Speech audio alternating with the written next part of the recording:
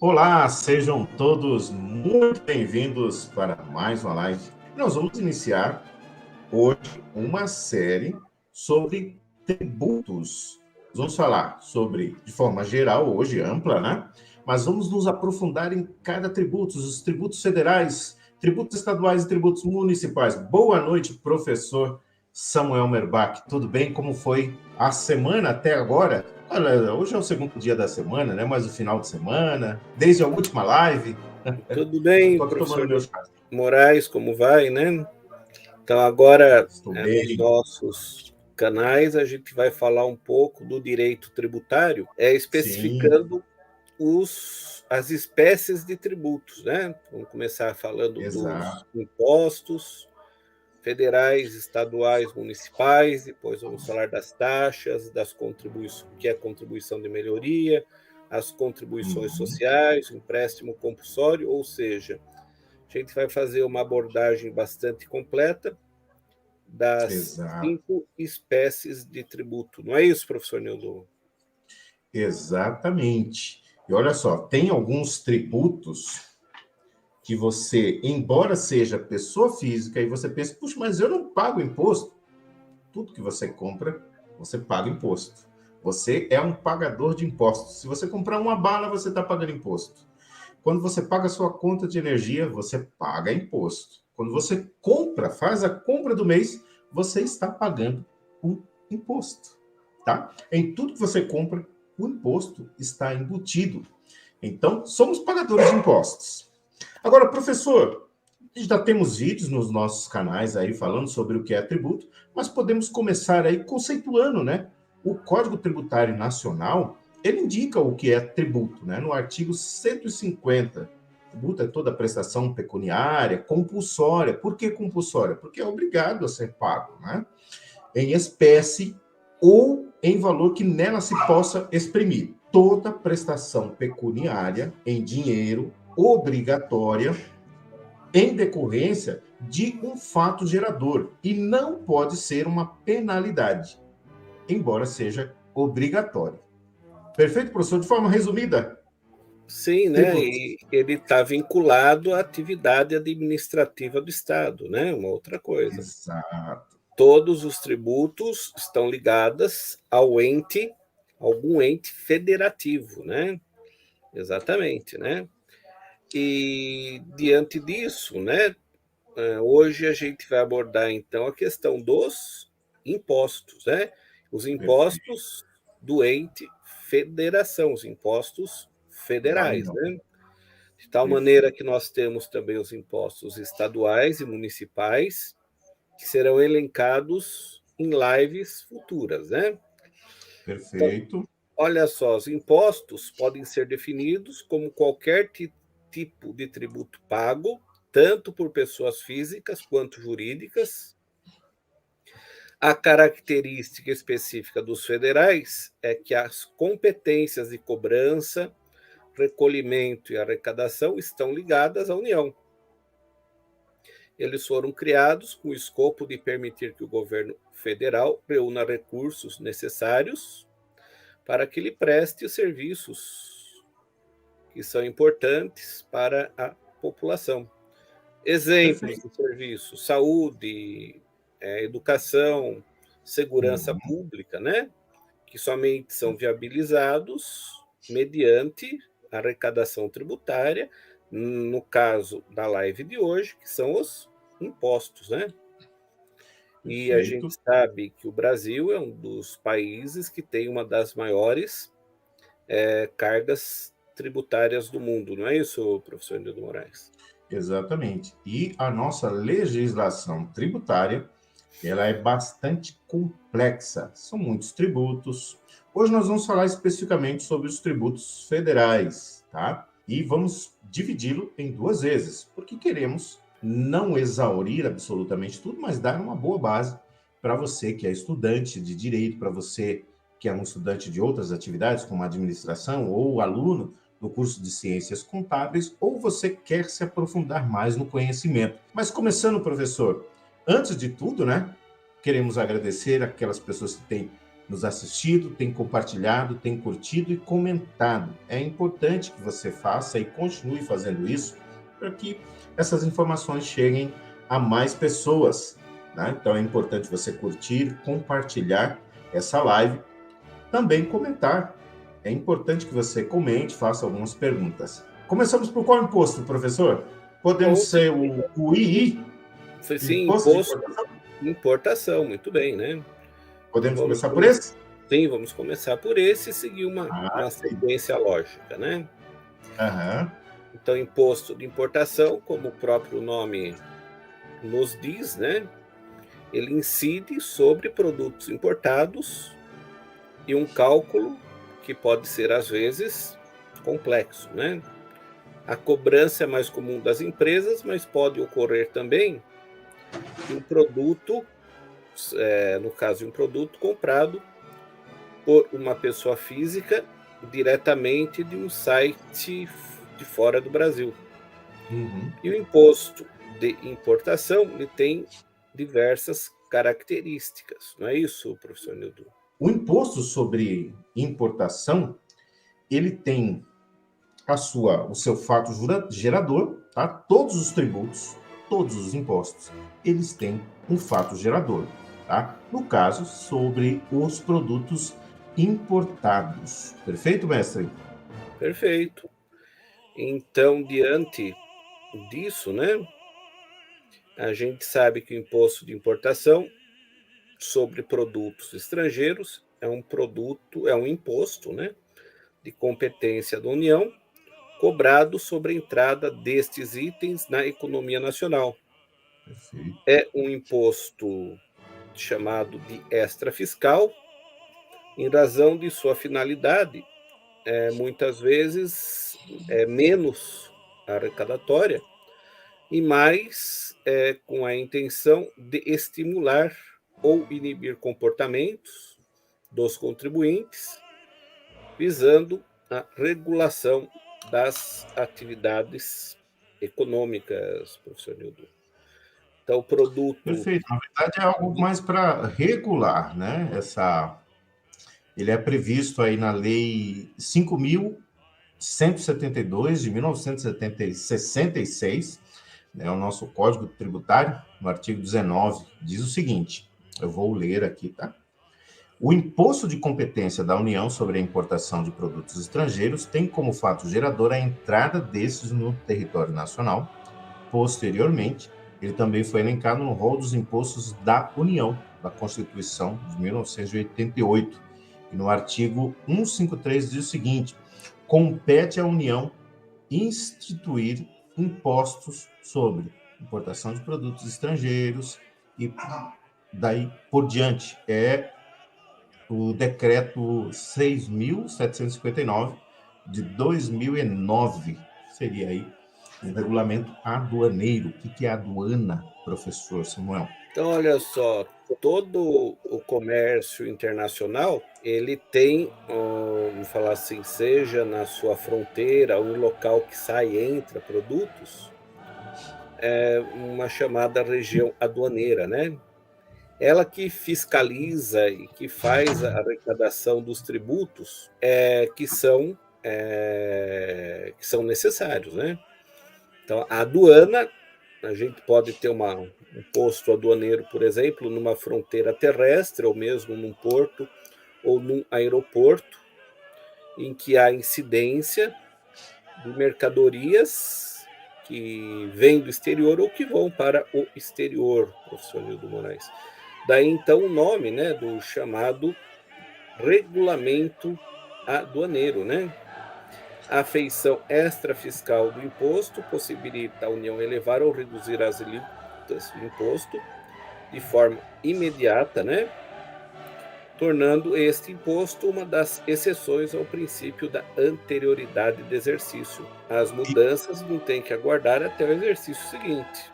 E também é o Tem o princípio chamado. da anterioridade, né? A noventena e o princípio da anterioridade, né? Tem que em alguns, na grande maioria dos impostos, salvo algumas exceções, tem que se observar tanto a noventena, que são os 90 dias. E o chamado princípio da noventena, né? Mudanças de alíquotas, neste caso do imposto de importação, eles não precisam aguardar o prazo dos 90 dias, né? No que se refere à possibilidade de alteração das alíquotas,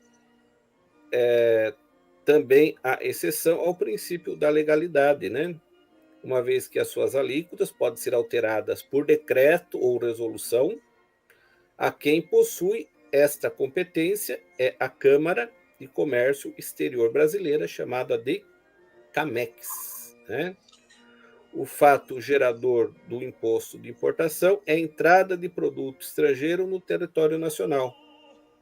Por qual motivo? Temos os termos produtos, contribuintes e responsáveis, professor Nildo. Perfeito. Professor, tinha anteriormente uma outra nomenclatura que era mercadorias, né? Entradas de mercadorias. E por conta do direito comercial, houve essa alteração. Qual seria aí a diferença entre esses termos? E por que passou-se a ser mais utilizado a entrada de produtos? Então, aqui a gente precisa voltar um pouco à questão histórica, né? No direito comercial, o termo mercadoria significa algo que é objeto de mercancia, a atividade de comprar e vender. É um termo que abrange todos os itens que possam ser comercializados, sendo notadamente marcado por uma presença física. A mercadoria deveria ser tocada, né? Mas seria este o termo mais completo para mostrar na prática a incidência do imposto de importação? Então o doutrinador faz esta indagação, né? Olha só, no direito civil, o termo bem define tudo o que é passível de avaliação e atribuição de valor. Este termo abarca inclusive direitos, títulos, marcas, royalties, de forma que inclui itens materiais e imateriais. Dessa maneira, ele é mais abrangente, é mais amplo do que o simples termo mercadoria, né? Dessa maneira, uma característica do imposto de importação foi definir no objeto de sua incidência o termo produtos, que é qualquer coisa que foi extraída de outra.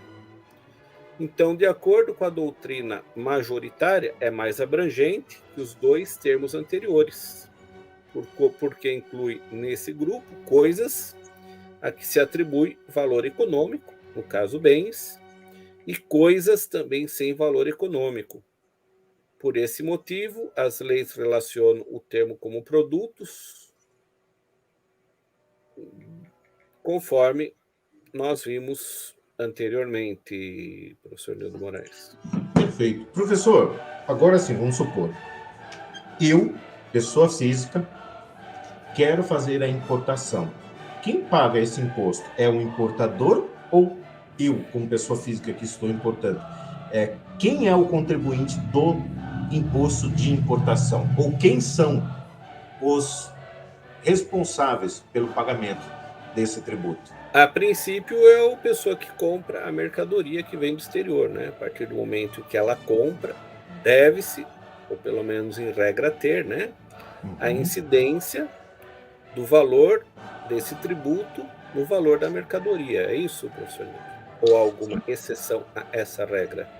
Tem alguns outros contribuintes. O importador, assim considerado qualquer pessoa que promova a entrada de mercadoria estrangeira no território aduaneiro. O destinatário de remessa postal internacional, indicado pelo respectivo remetente, e o adquirente da mercadoria entrepostada. O transportador, quando transportar mercadoria procedente do exterior ou sob controle aduaneiro, inclusive se for em percurso interno. E o transportador, ele também pode ser um dos responsáveis pelo tributo de importação. O depositário, assim considerado qualquer pessoa incumbida da custódia, ou seja, uma mercadoria que veio, eu vou só usar como de forma didática, tá? Você posta uma mercadoria no exterior e o depositário seria, só para vocês entenderem, não é o caso, mas para vocês terem noção, o correio, onde ele fica armazenado lá e depois sairia. Só que nesse caso, o papel do correio é diferente. O responsável ali pela custódia dessa mercadoria sob controle ou qualquer outra pessoa que assim for designada para tal função. O adquirente ou o cessionário da mercadoria beneficiada com isenção ou redução de imposto e o representante no país do transportador estrangeiro. Tem mais alguns, né, como o expedidor da mercadoria, o adquirente da mercadoria de procedência estrangeira, qualquer pessoa ou alguém que a lei assim designar, tá? Então a abrangência é bem considerável, né? Agora, existe aí, professor, no caso do quem fica como custódia dessa mercadoria, assim como em outras situações do direito, tem o responsável solidário, que é aquela pessoa que responde, né, juntamente com o contribuinte. E aí nós vamos abordar o tema do lançamento do imposto. O que seria o lançamento do imposto no direito tributário, mestre? Então, olha só, o lançamento é um ato privativo da autoridade administrativa, né? Então, através desse lançamento, que é um ato privativo da autoridade administrativa, primeiramente se verifica se ocorreu o fato gerador da obrigação correspondente, né? Por quê? Porque só nasce a obrigação tributária a partir do momento que o fato gerador se estabelece, né? Uhum. O que é o fato gerador? É a situação fática que, quando ela acontece, surge, nasce a obrigação de se pagar o tributo. Então, isso é o fato gerador, né? Então, por exemplo, o fato gerador do IPTU, Imposto sobre a Propriedade Territorial Urbana, né? É Proprietário de um imóveis, fato né? gerador qualquer, a partir do momento que o sujeito é proprietário de um imóvel localizado na área urbana. Então, a partir do momento que que ele é um proprietário, ele tem a obrigação Esse é o fato gerador. de pagar o fato. Esse é o fato gerador, né? Perfeito. Também através do lançamento se determina a matéria tributável. Se calcula o montante do tributo devido, identifica o sujeito passivo e, se for o caso, propõe a aplicação da penalidade cabível. Esse procedimento é vinculado ao agente público. Não cabe ao agente público opção. Se ocorreu o fato gerador, ele tem que lançar, é obrigatório, sob pena de responsabilidade funcional. O lançamento, então, é um procedimento que transforma a obrigação tributária no crédito tributário, em uma coisa líquida, ou seja, com valor determinável e certa, exigível como título. E dentro da doutrina, nós sabemos que existem 3 tipos de lançamento, professor Nildo. Perfeito. Vamos ver quais são. Bom, então tem o lançamento de ofício, né? O próprio nome ofício já nos dá aí uma ideia, né? Que seja. Então, o lançamento de ofício é aquele no qual a autoridade tributária realiza todo esse trabalho sem que tenha nenhum tipo de ação do contribuinte. Ou seja, ele identificou ali o fato, né? E ele faz esse lançamento de ofício. Esse é o primeiro, né, professor? Exatamente. Exemplo desse lançamento é o IPTU, né? O lançamento, também temos o lançamento por declaração, no qual o contribuinte fornece informações necessárias para que a autoridade tributária venha a realizar o lançamento. Exemplo desse tipo de lançamento é o Imposto sobre Transmissão de Bens Imóveis e Direitos a ele relativos, o ITBI. Existe também o lançamento por homologação, em que o contribuinte promove todos os atos relativos às informações necessárias e realiza o pagamento, sem prévio exame da autoridade administrativa tributária, professor Nildo. Perfeito. O que podemos falar mais aí? Tem uma declaração específica, né, sobre o imposto de importação, que é uma declaração única, né, da importação, que é o do INPE. E você recolhe, então, o valor referente ao imposto informado nessa declaração. E você pode pagar, né, antes da análise da autoridade administrativa. Seria semelhante aí ao que o professor mencionou sobre a homologação, né? Na verdade, o imposto de importação ele é lançado por homologação, né? E é uma outra característica do imposto de importação, é uma regra, né, de impostos que existem no Brasil, seria esse lançamento por homologação, e por ser lançado por homologação, o período para o lançamento ser realizado é 5 anos a partir de contar do fato gerador, da importação, né? Exceto se houver dolo, fraude ou simulação. Como assim fraude, dolo ou simulação? Sempre que você compra um produto no exterior, que você volta do exterior, o Brasil estabeleceu um valor limite ali, né? Vamos supor que você traga material à mostra para você passar na aduana de um celular, mas na verdade você tem outros celulares dentro da sua bagagem. Se porventura você passar pelo detector e for constatado ali, isso é fraude, isso é uma simulação, né? E houve ali o dolo, os 3 itens aí, né? Então, quando acontece isso, o lançamento será feito a partir do primeiro dia do exercício seguinte ao que o tributo for lançado, tá? Passado esse período, ocorre aí a extinção do direito de lançar o tributo, também conhecido como decadência, né? Existem 2 institutos, a decadência e a prescrição. A decadência, ela faz com que seja extinto o direito de lançar esse tributo. E a prescrição, qual a diferença, professor, entre a prescrição e a decadência? Prescrição, ela se refere ao direito de ação, né? Exato. Você não pode mais acionar a justiça, o débito ele permanece. Porém, diante disso, tem uma série de outras características, né? Se a gente for abordar todas elas, a gente sairia Um do pouco, né, nosso mestre? objetivo, né? Tá certo. Porém, de uma maneira simples, a Seria gente isso, né? abordou. Nada impede que a gente faça uma live sobre esses assuntos. Prescrição e decadência, né? Com certeza Seja uma faremos. live mais curta, né, professor? Sim, Bem com para frente. certeza. Vamos seguir aqui no nosso intuito. Perfeito?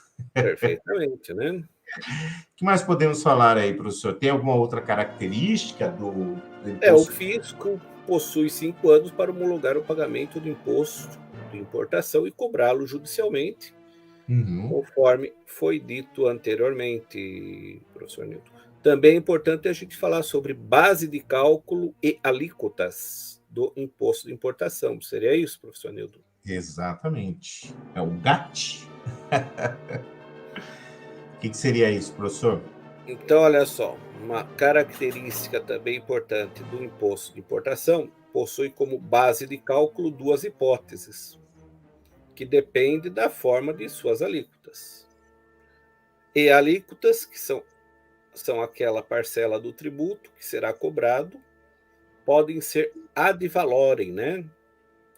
Ou seja, sobre uma base de valor atribuído ao produto, ou ad mensuram, ou específica, ou seja, aquela que incide sobre uma unidade de medida.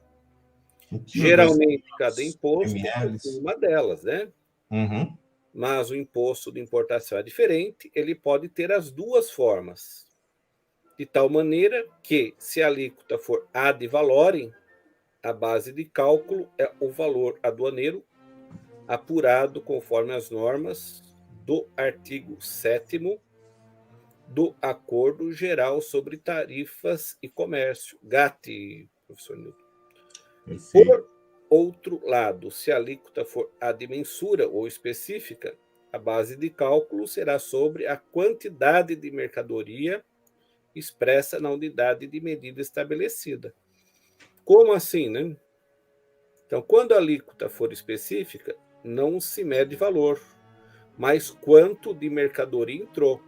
Por exemplo, tarifas específicas podem ser reais ou por quilograma. No caso de alguns tecidos, reais por metro. No caso do imposto de importação, esses dois tipos de alíquota submetem qual será a base de cálculo. Se for ad valorem, será o valor aduaneiro, e se for específica, será a unidade de medida na qual será medido o produto. Como o Brasil faz parte do Mercosul, todas as alíquotas referentes aos dois tipos de base de cálculo estão dispostas em uma lista de tarifa externa comum, TEC, e nas exceções à TEC, que devem ser informadas pela própria CAMEX, professor Nilton. Perfeito. Tem mais algumas coisas aqui sobre o imposto, né? Acima de tudo aí, o regulamento aduaneiro, né? Eles expõem, inclusive, algumas isenções de imposto de importação, e elas serão estabelecidas ou por lei ou ato internacional, professor. E quem que regulamenta tudo isso é a RFB, a Receita Federal do Brasil, tá? Que vai verificar aí cada uma das condições expostas para que essas isenções elas sejam reconhecidas, tá? A isenção reconhecida não gera direito adquirido. Ou seja, cada vez que o contribuinte realizar uma importação que se enquadre em isenção, ele deve solicitar e comprovar novamente a sua elegibilidade, tá? Sempre obedecendo aos critérios. Todas as vezes que você fizer uma importação, você vai ter que solicitar esta isenção, tá? Professor, para a gente finalizar aqui, o que seria o ex-tarifácio? O ex-tarifário, né, é uma redução objetiva do imposto de importação, uma característica única que tem como objetivo estimular investimentos em bens de capital e bens de telecomunicações e informática, que não possuem similar nacional. Se comprovados os pré-requisitos, o importador desses bens pode solicitar o ex-tarifário, que é uma redução do imposto de importação a pagar pelos tributos. Bens e capital podem obter o ex-tarifário, que é uma redução do imposto de importação. Seria isso, professor Nilton. Maravilha. Agora nós vamos falar o inverso. Temos o imposto de importação e agora vamos falar sobre o imposto de exportação. E aqui é o processo inverso. É o processo inverso. Como seria esse processo, mestre? Então, olha só, a cobrança é feita pela União para produtos que são produzidos por empresas brasileiras e têm como destino outros países. O imposto varia de acordo com a categoria da mercadoria e fatores como interesses envolvidos na política de comércio exterior. Então, conforme prevê a Constituição Federal no seu artigo 153, inciso 2, o imposto de exportação é de competência exclusiva da União. Tem como fato gerador a saída de produto nacional ou nacionalizado do território nacional. Uma das suas características é a cobrança com função fiscal e regulatória, não só na medida em que se presta a arrecadação, mas também de acordo com a variação de suas alíquotas, a disciplina do fluxo de exportação, professor Nildo. Perfeito. Então, considera-se aí, né, o fato gerador ocorrido no momento da expedição da guia de exportação ou documento equivalente. Isso ocorre, por exemplo, quando os produtores de soja, de milho, de qualquer outro produto nacional, eles vão até lá ao porto ali de Santos, por exemplo, lá é emitida ali a expedição de guia de exportação ou algum documento equivalente. Qual seria aí, professor? O Poder Executivo, né, ele vai relacionar os produtos sujeito ao imposto de exportação. Qual a base de cálculo do imposto de exportação, professor? Olha só, a base de cálculo do imposto é o preço normal que o produto ou seu similar alcançaria ao tempo de exportação, em uma venda em condições de livre concorrência no mercado internacional, observadas as normas expedidas pelo Poder Executivo mediante ato do Conselho Monetário Nacional. O preço à vista do produto é indicativo do preço normal. Quando o preço do produto for de difícil apuração ou for suscetível de oscilações bruscas no mercado internacional, o Poder Executivo, mediante ato do Conselho Monetário Nacional, fixará critérios específicos ou estabelecerá pauta de valor mínimo para a apuração da base de cálculo. Para efeito de determinação da base de cálculo do imposto, o preço de venda das mercadorias exportadas não poderá ser inferior ao seu custo de aquisição ou produção, acrescido dos impostos e das contribuições incidentes e de margem de lucro de 15% sobre a soma dos custos mais impostos e contribuições. A lei pode adotar como base de cálculo a parcela do valor ou do preço excedente de valor básico, fixado de acordo com os critérios e dentro dos limites por ela estabelecidos, professor Nildo. Perfeito. O senhor falou aí desse valor do preço, de um valor básico.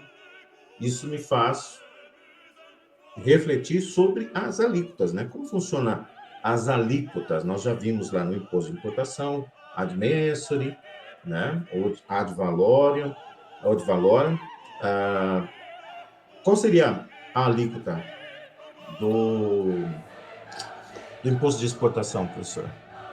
A alíquota do imposto é de 30%, facultado ao Poder Executivo reduzi-la ou aumentá-la, para atender aos objetivos da política cambial e do comércio exterior. Em caso de elevação, a alíquota do imposto não poderá ser superior a 150%. O Poder Executivo pode, nas condições e nos limites estabelecidos em lei, alterar as alíquotas ou as bases de cálculo do imposto, a fim de ajustá-lo aos objetivos da política cambial e do comércio exterior. Devido ao fato de que o equilíbrio da balança comercial depende fundamentalmente do esforço de exportação e que o imposto é extrafiscal, o imposto é minimamente exigido, sendo comum o uso da alíquota zero, pois o fator constitutivo do dever tributário não está na sua hipótese de incidência o fato gerador, mas sim no mandamento da norma de tributação, professor Nildo. Perfeito, já vimos aí as bases, as alíquotas. E faltou um ponto que nós não vimos, professor, no imposto de importação, que quem é o contribuinte do imposto de exportação? Então, o contribuinte do imposto é o exportador ou quem a lei a ele equiparar, considerada qualquer pessoa que promova a saída de produtos do território nacional podendo também a lei equiparar terceiro ao exportador, conforme expresso no artigo 27 do Código Tributário Nacional e artigo 5º do Decreto-Lei 1578 de 77, professor Nilton. Perfeito, já vimos aí 2 tributos, o imposto de importação e o imposto de exportação, salientando que na alta do dólar, os exportadores nacionais têm uma margem de lucro muito maior, né? Por quê? Porque o valor ele é em dólar, né? Quando se exporta, quem exporta tem um lucro maior, né? O excedente. Pessoal, hoje nós vamos ver até o imposto de renda das pessoas jurídicas. Desde já, convidando você para se inscrever no canal, compartilhar essa live, para que outras pessoas tenham mais acesso, mais conhecimento, e assim o YouTube ele vai entender que esse conteúdo é relevante e vai apresentar esse vídeo para mais pessoas, tá? Todo o conteúdo que nós postamos aqui é inteiramente gratuito. A única coisa que nós pedimos é que você faça aquele combo. Curta, compartilhe, comente, poste nos grupos de WhatsApp, que isso vai ser bastante relevante e importante para continuarmos aqui trazendo essa informação para você. Estão entrando algumas pessoas agora e sejam todos muito bem-vindos, tá? Posteriormente, caso você esteja assistindo essa live não ao vivo, em algum outro momento, caso você queira fazer alguma pergunta, deixe nos comentários, vamos responder, respondemos todas as perguntas quando elas existem, né? E vamos ao último imposto de hoje, o imposto de renda das pessoas jurídicas. Como sempre, pessoal, existe o fato gerador, o contribuinte, tá? E o responsável direto pela arrecadação desse imposto. Vamos falar, então, sobre o imposto de renda das pessoas jurídicas. O que seria o imposto de renda, qual a sua finalidade e a quem sobre quem recai esse tributo, a obrigatoriedade desse tributo, professor? Então, o imposto de renda de pessoa jurídica é aquele tributo que incide sobre a renda bruta de empresas de todos os portes e segmentos, com 2 possibilidades de alíquotas, professor Nilton. 6% quando o recolhimento ocorre sobre o lucro acumulado inflacionário e 15% quando o recolhimento ocorre com base no lucro real. A declaração pode ser feita mensalmente, trimestralmente, uma vez por ano. Seria isso, professor Nilton? Exatamente. Vale ressaltar que uma vez por ano recai apenas sobre as empresas do lucro real, tá? Trimestralmente ou mensalmente sobre as empresas do lucro presumido e do lucro real. Então, o lucro real, ele pode optar por uma cobrança mensal. Por quê? Porque é permitido pela legislação você aproveitar possíveis prejuízos de um exercício para outro, tá? Isso não estamos em aula de contabilidade, mas é só para dar um complemento a mais para que você possa entender um pouco. Agora, quem são os contribuintes especificamente desse imposto, professor? Bom, conforme o próprio nome diz, as pessoas jurídicas e também as empresas individuais. As disposições tributárias do imposto de renda aplicam-se a todas as formas de sociedades registradas ou não. As entidades submetidas aos regimes de liquidação extrajudicial de falência sujeitam-se às normas de incidência do imposto aplicáveis às pessoas jurídicas em relação às operações praticadas durante o período em que perduram os procedimentos para a realização de seu ativo e o pagamento do passivo. As empresas públicas e sociedades de economia mista, bem como suas subsidiárias, são contribuintes nas mesmas condições das demais pessoas jurídicas, conforme vem previsto no artigo 173, parágrafo 1º da Constituição Federal, professor Nildo Moraes. Perfeito. Alguma dúvida, pessoal? Já verificamos aí, o imposto ele é aplicado às empresas e aos empresários individuais. As empresas individuais, tá? Mesmo em empresas em recuperação judicial, liquidação extrajudicial, falência, essas normas, elas se aplicam a essas empresas também, tá? E durante esse período em que perdurar esse procedimento. Agora, professor, vamos falar sobre as formas de tributação das pessoas jurídicas. Quais são as formas de tributação, professor? Então, olha só, as pessoas jurídicas, por opção ou por determinação de lei, são tributadas por uma das seguintes formas: simples, lucro presumido, lucro real ou lucro arbitrado, professor Nildo. Seria isso? Exatamente. Então vamos lá, pessoal, fazendo aqui um complemento. O Simples Nacional, ela é uma forma de tributação unificada. O que quer dizer uma forma de tributação unificada? As empresas optantes pelo Simples Nacional, elas pagam mensalmente um imposto chamado DAS. Nesse imposto, nessa guia, contém lá todos os tributos, tá? PIS, COFINS, contribuição social, imposto de renda das pessoas jurídicas, e elas têm uma redução em todas essas alíquotas. Você paga todos esses tributos em uma guia só, aplicado sobre o seu faturamento total. O lucro presumido, o nome já se diz, presume-se que parte da sua receita é lucro, que pode variar de 1,6% para quem vende combustíveis e gás, ou até 32% do seu faturamento, tá? Isso para a incidência do imposto de renda das pessoas jurídicas, tá? Vamos supor que você faça uma prestação de serviços. Nessa prestação de serviço, presume-se que 32% do seu faturamento seja lucro. Então, imposto de renda das pessoas jurídicas. Ou seja, a cada R$ 100 que você fatura na sua empresa, R$ 32 são a base de cálculo para o imposto de renda, tá? E também para a contribuição social do lucro líquido. Perfeito até aqui? Alguma dúvida? Se tiverem, perguntem. Deixa eu ver se tem alguma pergunta. Não tem perguntas. Agora vamos falar sobre o lucro real. O lucro real, ele busca efetivamente o lucro, tirando ali as exclusões, né? E colocando o que é possível de dedução. Por quê? As alíquotas para o imposto, elas são maiores. Por quê? Porque se é permitido tirar ali, excluir da base de cálculo folha de pagamento, os custos, né? Existe uma diferença entre custo e despesa, tá?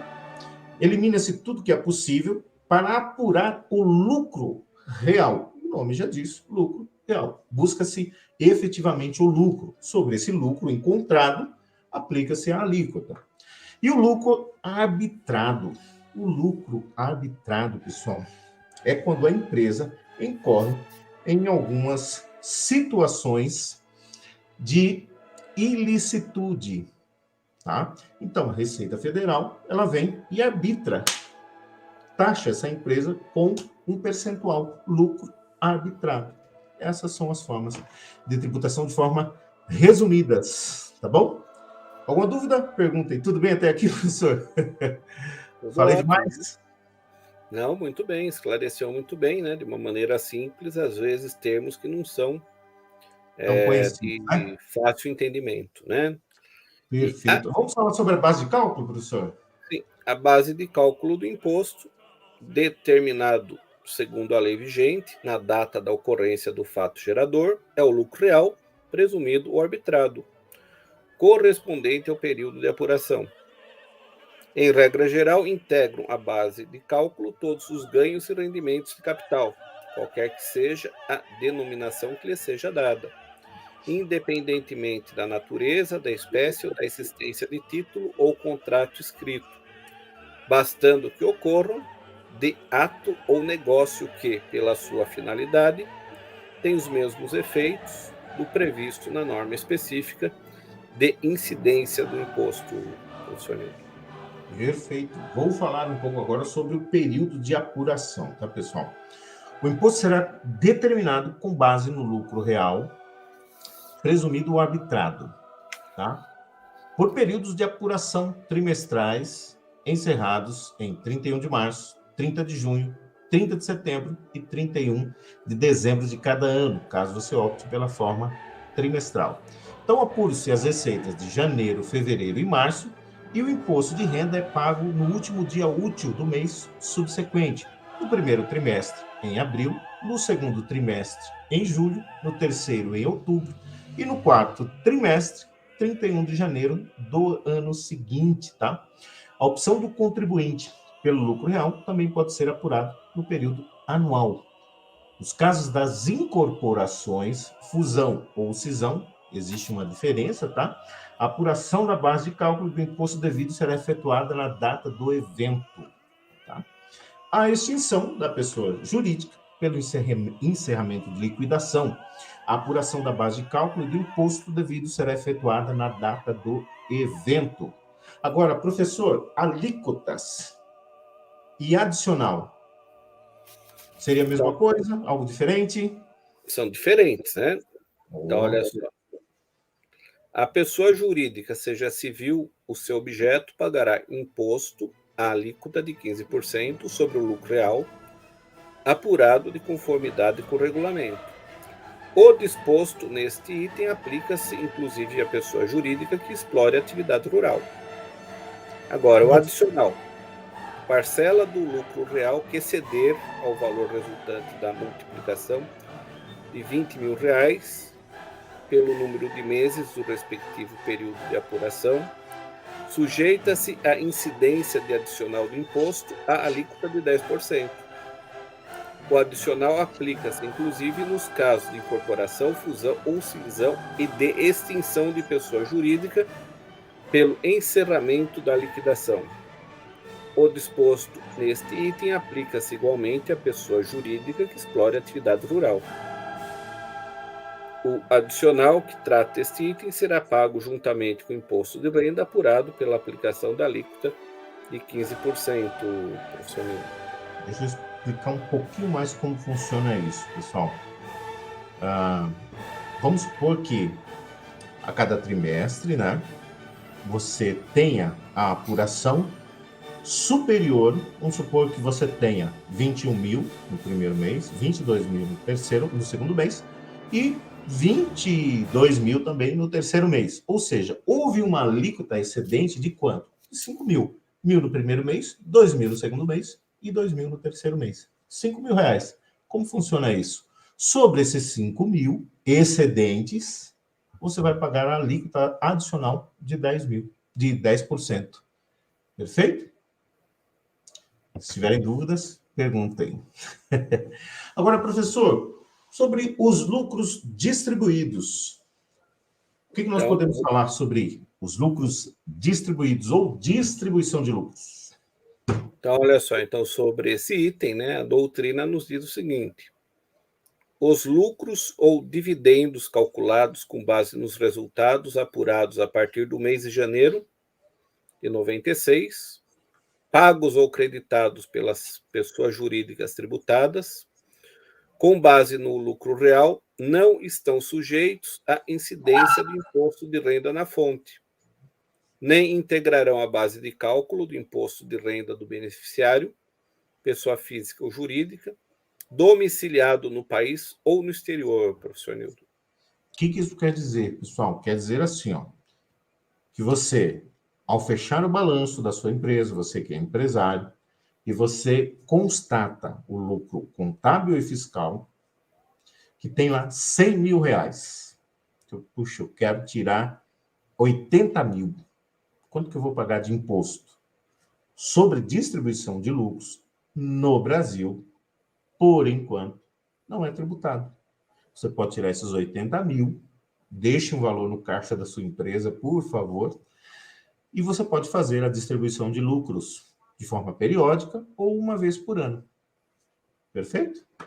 Agora, professor, sobre o lucro real, a possibilidade, como que é feita essa opção? Puxa, eu gostei do lucro real, porque eu faturo 100 mil, mas eu gasto 98, meu lucro é só 2 mil. Como que seria, assim, essa opção? Então, olha só, as pessoas jurídicas, mesmo se não obrigadas a tal, poderão apurar seus resultados tributáveis com base no lucro real. Dessa maneira, por exemplo, uma empresa que esteja com pequeno lucro ou mesmo prejuízo, não estando obrigada a apurar o lucro real, poderá fazê-lo, visando economia tributária, ou seja, fazer o planejamento fiscal. O que é bem importante, né? Agora, professor, nós falamos sobre a possibilidade de opção e a ocorrência de uma situação de obrigatoriedade ao lucro real durante o ano calendário. Como que se daria isso? Então, olha só, a pessoa jurídica que houver pago o imposto com base no lucro presumido e que, em relação ao mesmo ano calendário, incorrer em situação de obrigatoriedade de apuração pelo lucro real, pode ser auferido lucros, rendimentos ou ganhos de capital oriundos do exterior. Deverá apurar o imposto de renda, pessoa jurídica, e a contribuição sobre lucros líquidos, sob o regime de apuração de lucro real trimestral, a partir, inclusive, do trimestre de ocorrência do fato. Base, artigo 2º do Ato Declaratório Interpretativo 5/2001, do CRF, professor Nildo. Perfeito. Agora, professor, nós já falamos sobre as possibilidades, sobre a obrigatoriedade, o conceito do lucro real. Qual o conceito do lucro real? A doutrina, né, ela diz o seguinte: lucro real é o lucro líquido do período de apuração ajustado pelas adições, exclusões ou compensações prescritas ou autorizadas pelo regulamento. A determinação do lucro real será precedida da apuração do lucro líquido de cada período de apuração, com observância das disposições das leis comerciais. O lucro líquido do exercício referido no conceito é a soma algébrica do lucro operacional, dos resultados não operacionais e das participações, e deverá ser determinado com observância dos preceitos da lei comercial. Portanto, o lucro líquido é aquele definido no artigo 191 da Lei 6.404 de 76, porém sem as deduções do artigo 189, prejuízos contábeis acumulados e previsão para o imposto sobre a renda, professor Nilton. Perfeito. As adições são, por exemplo, essas participações não operacionais. O que quer dizer essa operação não, esses rendimentos não operacionais, por exemplo? É quando você vende um ativo. O que é um ativo? É um computador da empresa, não é o objeto da empresa, não é o que a empresa se propõe, mas entrou um recurso, uma receita. O que seriam essas exclusões? Seriam aí todos os custos para a produção de um produto final, por exemplo. O que seriam as compensações? Existem duas formas, cumulativo e não cumulativo, onde você se credita quando você compra mercadoria. Por exemplo, de ICMS, que é um imposto estadual que nós vamos ver em uma live futura. Mas tem também o PIS e a COFINS. Quando você compra, você se acredita, vendeu, então você tem esse crédito. Então é uma compensação, tá? Por isso que são formas prescritas e autorizadas. E é dessa forma que funciona o lucro real. Bom, professor, conseguimos concluir aquilo que nós propusemos para a live de hoje. A partir da próxima live, nós vamos falar aí, dando sequência, sobre imposto de renda das pessoas físicas e também outros impostos. Como foi a live de hoje, professor? Gostou?